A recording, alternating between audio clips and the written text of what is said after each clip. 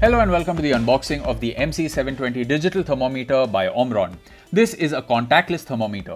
All you have to do is point and click at the surface to get the temperature. This particular thermometer is designed to detect 3 different kinds of heat sources, namely from the forehead, the room, and from other surfaces. There is also some other information at the back. This thermometer can read in both Fahrenheit and Celsius, has an ergonomic design, and can store up to 25 readings.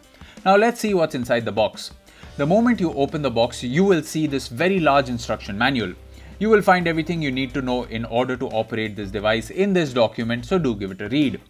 And here you have the thermometer itself. This is the Omron MC720. It has a very sleek form factor. It comes with a protective cap as well. There is a start button right under the power on button. You can see the Omron logo as well. Let's quickly remove the cap and take a look at the infrared sensor. There is a flap at the back. This is where the batteries go, but we cannot show you as this flap is screwed shut. And that's all you will find inside the box. Thanks for watching.